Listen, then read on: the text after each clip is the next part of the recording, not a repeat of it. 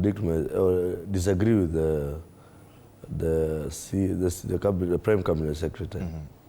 Let us first understand our economy as it is. Right now, why Kenyans are up in arms is because they do not have money in their pockets. Not because they are not working. Not because of any particular thing, but the money they have and the value of our money, 90% of the families are hand to mouth. So the 10% cannot be able to come. The 10% cannot be able to come and now start making and building your roads and all that stuff. It is impossible. We also need to be true to ourselves. And I saw he quoted the Israel bond. And Israel is a first world country. We also need to be practical in terms of tell government, as much as you have ideas, can you please go out of the scope? It is good they are thinking of the bond, but it's the bond only. Like Mheshimiwa said, the PPRs, the public-private partnership, it has worked in 90% of our countries because it is something that has value for money.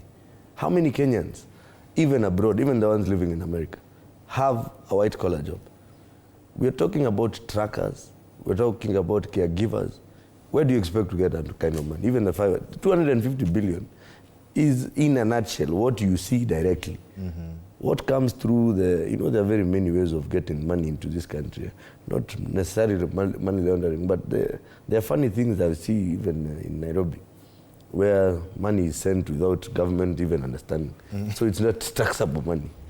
So unless we have systems, we need to also be true to ourselves. We need government to also open up the box. Because now, when they were doing the Adani deal, what brought strife in the Adani deal was it was too secretive.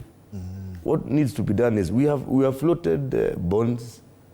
We have floated bonds before, and they have worked for us.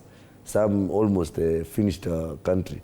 If we didn't get the Euro bond last year, if we didn't pay, or rather if we didn't get a deal to kind of and sort it out, would be taking $1 would be around 300 bob to the Kenya shilling. So some of these things, I think people are doing a lot of hot air and trying to everything that is not working.